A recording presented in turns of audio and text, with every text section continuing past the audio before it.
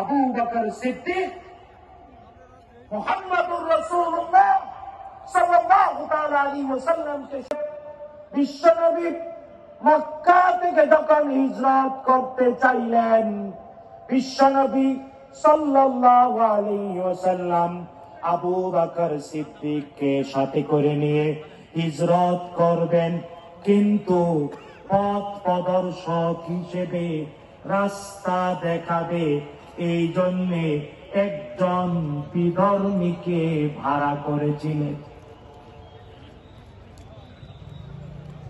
ইতিহাস জানেন, অন্য ধর্মের বলেই শত্রু খুঁজবেন না।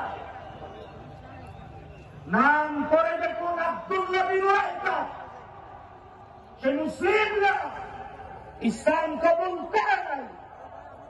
আবু বকর সিদ্দিক মুহাম্মদুর রাসূলুল্লাহ সাল্লাল্লাহু তাআলা আলাইহি ওয়াসাল্লামকে শুনে হিজরত করছেন, কত গোপন জিনিস, কিন্তু একজন ভাড়া করলেন অন্য ধর্মের। নাম কি? নাম কি? আমি বললাম আব্দুল্লাহ বিন উরাইকা। নাম কি? আব্দুল্লাহ বিন।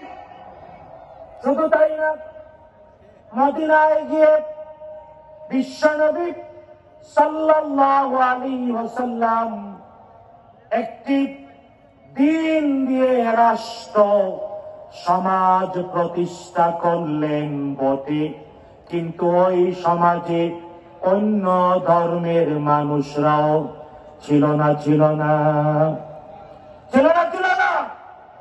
ইতিহাস পড়ে দেখুন। কারণ আমি যখন পিস টিভি বাংলায়